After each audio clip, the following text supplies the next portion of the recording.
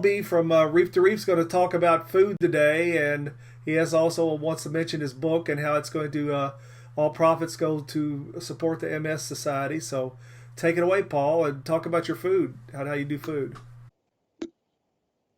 Okay, we're going to talk about food today, not the linguine and clams that I eat. But a lot of people ask me about food, and I think that the biggest problem in this hobby is the food that we're giving to the fishes, which why they're all getting sick, and we have disease forums and all of that. Anyway, my big thing, if you listen to any of the nonsense that I say online, is you got to have bacteria in the food, because the living bacteria in the food is what provides the fish with their immune system. So what I feed, I got a cooler here. I got to move my beers out. What I feed is every day clams. That's delicious. Now, I bought these as bait, fresh clams. I usually buy the clam itself, the fresh clam live, and then I just open them up. I buy big chowder clams, they're almost as big as this. And I open them up and I scrape off little pieces and I throw it in there. And you can scrape off as big a piece or small pieces as you want. And I think clams, if you only have one food, clams are the best thing to feed fish. I eat them myself, but not the ones I get in the bait shop. Clams are really good because you're feeding the whole clam, the guts, everything that they ate. Clams are filter feeders, and they have a lot of minerals in them. So you're feeding everything that's in the clam's guts, including the living bacteria. And that's why I like fresh clams better, but I can't always get them, so I use my bait. But they got the living bacteria in them, and there's no waste with a clam. If you feed mysis, which I also feed, there's a lot of waste in that. But I do have, there's a lot of waste in it. It's mostly shell. But I do have to feed mysis because I have some pipefish in there. And that's all I eat. But if it wasn't for the pipefish, I might not feed too much mysis. The other big thing is this stuff.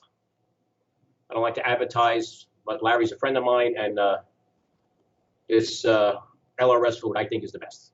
Like I say, I don't want to advertise, but it's good stuff. I feed it every day with the clams. And I'm going to throw some in there now, just because I'm standing here. I mixed some up in this little container here. And I can't do this in one hand, but you'll have to get the idea.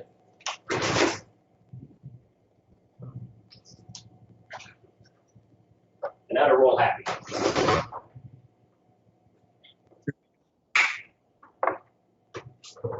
I never feed them that way, only for this video. I have these little things that I make, and I squirt them with this because I feed the anemones, the pieces of clam, and the different corals that eat big food I feed with these. And I have to squirt the mysis underneath the rock for the pipefish, because you have to feed different things, different food, because they're a pain in the neck. And anyway, so that's it. The biggest thing is the living bacteria in the food. And another benefit of the clams is when you chop up clams, there's a lot of clam juice in them. The clam juice is just composed of liquid and tiny microscopic pieces of clam. That's fantastic for the corals. They go nuts over that. And if you can see all of that blue, light blue stuff in the tank, that's all sponge. These pieces, well, you can't see it. That's all sponge. Sponge grows like crazy, and it filters all the water out of the tank every day, and all of that clam juice goes through the sponge, and they grow like crazy. Sponges are a great addition to a tank if you can get these encrusting sponges, because they filter the water really good. The only problem is they might get a little out of hand. They're a little pain in the neck to trim, but they look nice. I mean, they look like light blue corals, so I kind of like them. So what else you want to talk about? Hey, what about flake foods? People feed flake foods or those pellet foods. Do you think those are any good for people, for the fish? They're good for my worms. I don't keep a feeder in there to throw some pellets in there every day, only for the copepods and the worms. I would not feed pellets or flakes to fish because they're dead. There's no bacteria in them. They're dead. You can't dry live bacteria. I know they say there's probiotics in there or something, but flake food, first of all, are baked. And anything baked has preservatives in it because flake food don't go bad. You could keep it for a year or two. Anything that don't go bad is no good, in my opinion, because there's no living bacteria in it to go. They might have protein and carbohydrates and all the vitamins that it says on the cover, but when you dry it, you lose all of that. That's why, like when you buy sliced bread, it has all these vitamins and minerals added to it because sliced bread is white flour and it's not food, it's paste. So they have to put vitamins and minerals in it to call it food. Flake food, which is baked, is more like cardboard, and they have to add stuff to it later and preservatives. And I don't think that's a good diet for any. I mean, I could see using it if you had to go on vacation and you want to put it in a feeder, you know, for a week or so if your fish will eat that. I don't think any of my fish would eat that anyway. And the only time I would use pellets is I might put them in a little container like this and with a couple of drops of fish oil on it and let it sit for a couple hours. It'll soak up the fish oil, and then I might feed that to them. But besides that, I don't think flakes, pellets, and I think freeze-dried would be the worst. But freeze-dried is the best if you want to put like Celcon or something. For some reason, if you want to feed something Celcon, you could put a little Celcon on a freeze-dried, and it soaks it right in. Otherwise, I wouldn't use those foods for anything. Only frozen food. Fresh, of course, is the best, but you know, if you live in Tunisia or something, you can't get fresh clams.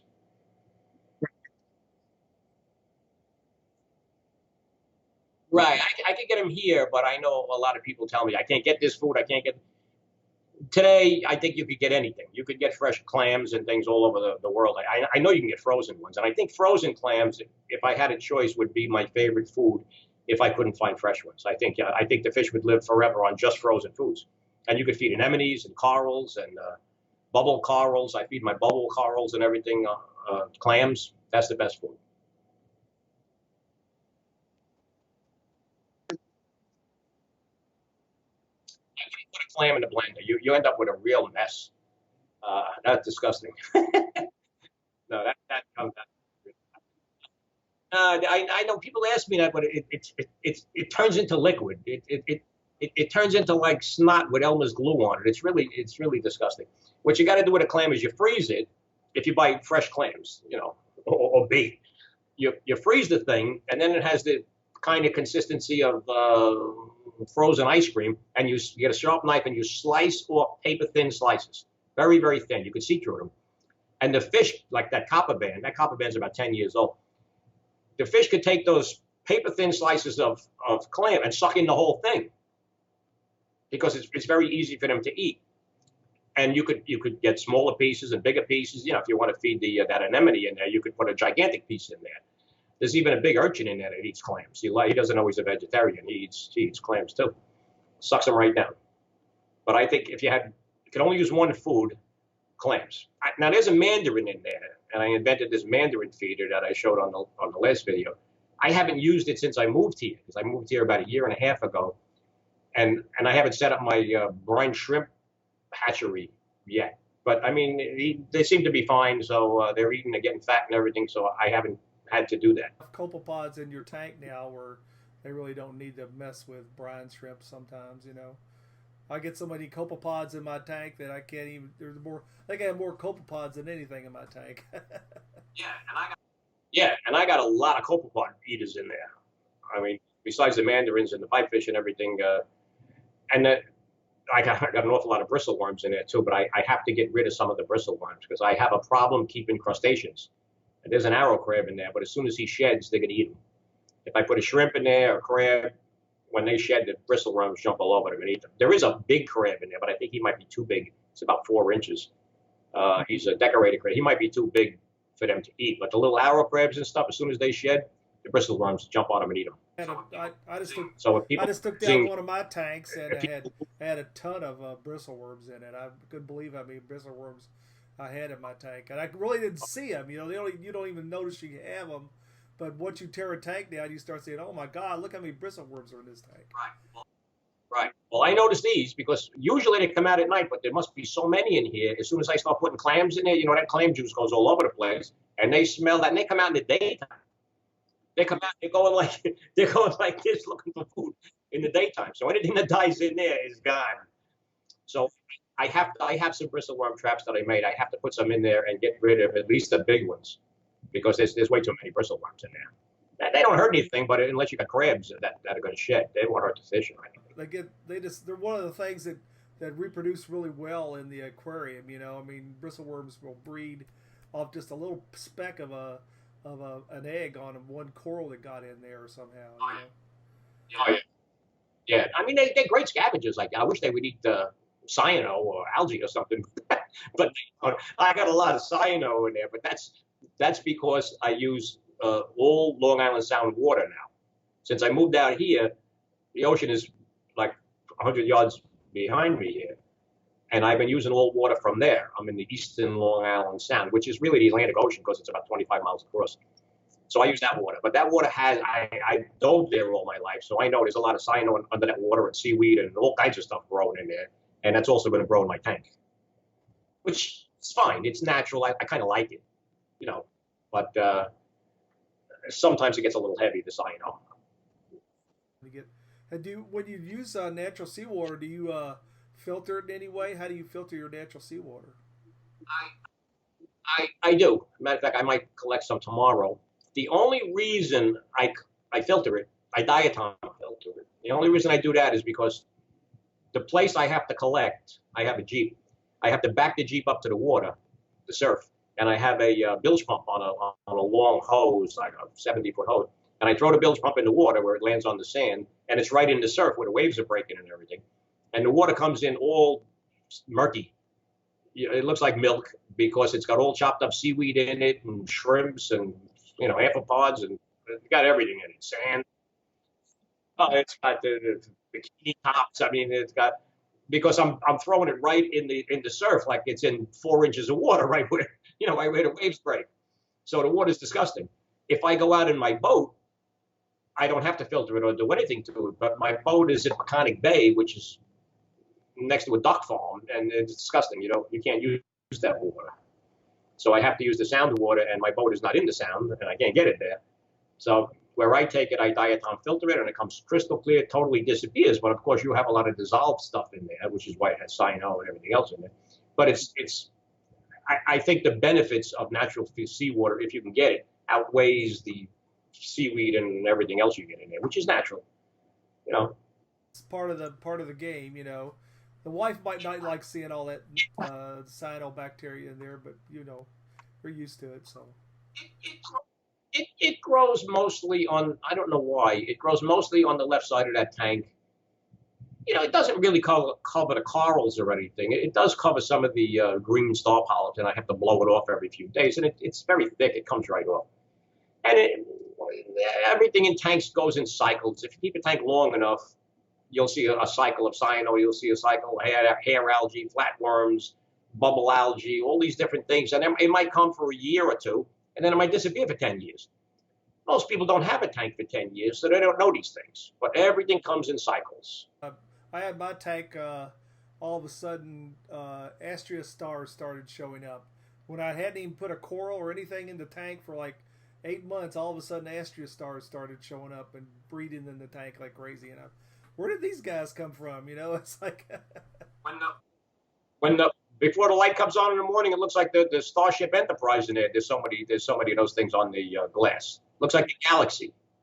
I don't think there's any now. Let me see. We can travel here. Let me see. I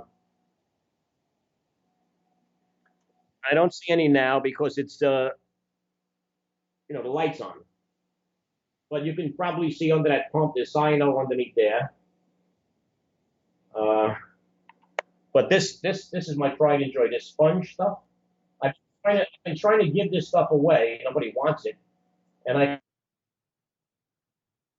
found that it cuts it. It cuts it like a very slow laser beam. And can you hear me from here? Okay. That fire clown is, I think, 28 years old. Still spawning too. But that sponge is great stuff. And the clams, I feed everything clam. Well, this thing doesn't eat clams so much, this hammer, but the little bubbles and all that stuff eat clams. And if there was bristle worms out, I could take their picture now, but they're not out. And of course, I put my broken bottles in. I got a million broken bottles in. How did you get the blue sponge in your tank? Did it just come in on a piece of coral, or did you get it from somebody? I think about 10 years ago, could have been 15, I don't know. I took a piece of that from Pets, LFS. I said, what is that? That looks nice. It was a little piece he had there. He says, I don't know what it is if you want it. So I took it. And now I'm only living here about a year and 6 months, and the stuff covered the tank. I didn't bring that much of it here, and it's all over the place. So it grows, it grows pretty fast, which is fine with me. I don't care. I like it. I'm moving back. Moving back.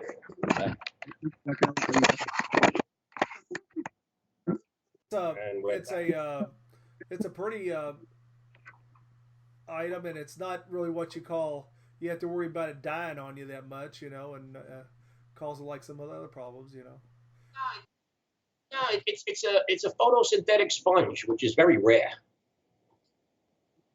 No, it's very rare.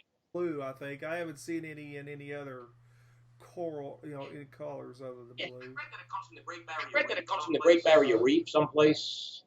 Nothing eats it as far as I know, but it's a fantastic filter. Sponges are microscopic filters. So I throw clams in it. It clouds up the whole water, the clam juice and everything, and within 10 minutes, it's crystal clear. So it's a fantastic water purifier for something like that, and it's been in there for at least 10 years. So I know it's not hurting anything. It won't hurt anything at all. It just keeps it growing, keeps everything nice and clean. That's for sure. You have a really nice tank, simple. Yeah, it looks nice. It looks nice. It looks nice because it takes up the room where normally there would be corals, and I can't fit any more corals. So to put a coral in, I have to cut the sponge and tear it off the rocks and everything, because you can't glue it to the sponge. So I mean, from the picture, it doesn't look like there's that many corals in it, but everything's covered in sponge. So it's very hard to put another piece of coral in there. But you're lucky that when you moved it, you did. The problem a lot of times with sponge is that it gets exposed to air, and then that air exposure will kill stuff. So it came out pretty good that way. I think that's an old wives' tale that I heard from an old wife. Because I don't think I take that out of the water all the time and give it to people. I don't think that does anything. Maybe some it does. This here, I don't think so. I think you could run this over with an Oldsmobile. I don't think anything hurts that sponge. I don't know. But, I mean, if anybody wants it, come and get it. Because I throw away pieces of it every week. I cut it off and throw it away. And, I mean, it is a little invasive. Not bad. I mean, maybe once a month or so I go in and I have to trim it a little bit. Or if I want to put a piece of coral in. But it's kind of nice. And it's not that hard to trim. I use a razor knife thing. It's to thin it out. It grows back. Yeah, it might grow. Maybe it grows an inch every couple of months or so. It doesn't grow that fast. So it's pretty cool, and it covers everything. So the fish seem to like it. See, they're all smiling in there and jumping around. I forgot. I just fed them a little while ago. No wonder why it's loud. But I think that copper band's about 10. Those little Watchman gobies on, I guess that's your left. I don't know if that's your left. They're going to spawn any day now. I got them as little babies. That's, I guess, yeah.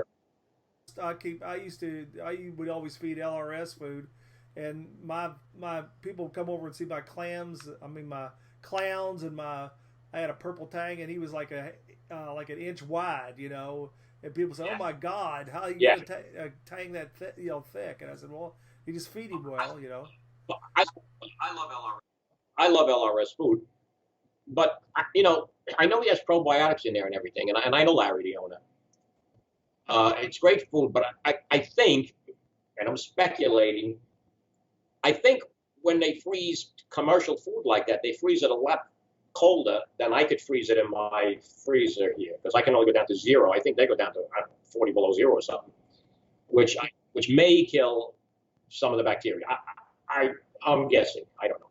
So I know it's just me, but I like to put fresher things in there with the LRS food, like clams, which I freeze them too. Like I say, I don't freeze them that much. A lot of live foods also for my fish that I'll feed them, you know, off and on, just to give them something different to eat. So you get be like if you get the same thing all the Yeah. time, they just they get kind of tired of it. So you gotta give them every day they got something different, you know, whatever it was, they got something different to try out. That's the main thing on food. So Right. Well, I do feed white worms too, live white worms, but my culture kind of crashed about a month ago. It's full of flies. It's outside. It's outside. If I open it up, a million flies fly all over the place. And I even soaked the whole culture under salt water for 48 hours. I thought maybe the fly larvae would die. It don't. So what I'm probably going to do is pick out as many worms as I can, wash them real good, and start a new culture because I can't get the flies out of it. I mean, the flies are fine as long as I leave it outside. But in the winter, I'm going to have to bring it in, and I don't want them flies all in my workshop here. culture area just where it's all sealed up so no flies can get into any of it, you know, because that's the biggest problem. Because I like to raise fish, baby fish, and I'll feed them the like vinegar worms and stuff, you know, and that kind of stuff because they're such a tiny, small little animal that they can feed it. Well, the white worms are not that small. The reason why I am hesitating on getting a new culture is this culture is probably 12 years old. I think I bought these cultures 12 years ago, and they were very skinny worms when I started the culture. But over the years, for some reason, maybe Darwin's theory of relativity, or that was Edison, maybe over the years they developed a different species in there, genetic engineering, I don't know. But the white worms I have now are very big and fat, much bigger than the original white worm culture I got, which was much skinnier, smaller worms. And that's what you get when you buy them online. This culture is very big, fat worms, and I'd like to try to keep it going. They multiply like crazy. So I'm going to have to pick out whatever I can and wash them really good to make sure there's no fly larvae in there, and then try and make a new culture. Because I mean, it's great the way it is, but the flies, there's too many flies in there. You want to show us your book and talk about your book and how it's... This is the original book. That's me. What I did was this came out in I think 2015. What I did was I put as a goof, I put my little camera in the tank, and I took a picture of me standing outside the tank, just as a joke. And the publisher loved it and put it on the book cover. Now that publisher, Saltwater Smarts, went out of business. So I went to Amazon to try to, just get it back into print and everything, and I couldn't. I had to start a whole new book and everything. I mean, it's the same book, but I couldn't find that picture. So I had to put a picture of my fish in there. That's that copper band, and there's a couple of my pipefish in there that we used to have. So this is the new book. Anyway, I don't make anything on this book. All 100% of the proceeds are going to the MS Foundation, multiple sclerosis, because my wife has that, and all the money, 100%, is going to them.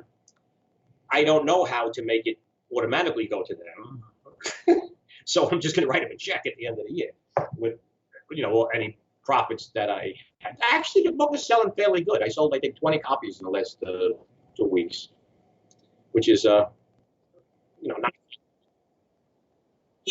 Yeah, you can go on Amazon and just put in the Avant-Garde Marine Aquarius, ADANT. Avant-garde means, in case anybody don't know, new, untested, strange, unusual, state-of-the-art. That's what avant-garde means. That's why, because this tank was started in 1971. So a lot of as a matter of fact, all of the methods that I started this tank with, I kind of invented or came upon myself, because there was no internet or anything like that. So I had to invent everything that was kind of in there. After those rocks I built, it has a reverse underground filter. The protein skimmer I built, it has an algae scrubber that I made. It has I just put in a sulfur denitrate, whatever you call it, denitrator, only as a joke because I wanted to experiment with it. I don't think I need it, but I like putting it in there. So anything that comes out or anything I could design, I like putting it in there. But everything in that tank was designed by me in the 70s because they didn't have anything. And it seems to work. I did buy the lights now because when I moved here, my lights all shorted out because it was so damp in this room. And the lights that I made had wiring and they all shorted out and everything. So I had to actually buy lights, Chinese lights, which I'm not happy about, but they're working. And, episode of Paul's Reef Talk, and we'll get back with you in a few weeks, and we'll talk about another topic and promote the book some more, so we can make you can write a bigger check to the MS Foundation and help with that effort. I would like that. I would like that, but like I say, I don't get 5 cents from this book, and I didn't think it was going to sell, like War and Peace or the Bible or anything, because it's a fish book and nobody really cares. But it is what it is. Knowledge that you've got over the years of messing with the aquariums and building this and building that. A lot of people like to build things and make things with their aquariums, so it's always a good thing to do. So I wanted to. Maybe next time. Yeah, maybe next time we could do a DIY thing or something. When I would go to the big aquarium shows, I would talk to the guys and I'd look at their equipment and I'd say, I bet in a week I can have that. The same thing you built there, I'll have it built. And I've done that many times. Right. Just looking at something, how it's made. It doesn't take me much, so. But we want to say goodbye to Paul and wish him a good few weeks. Nice talking to you again.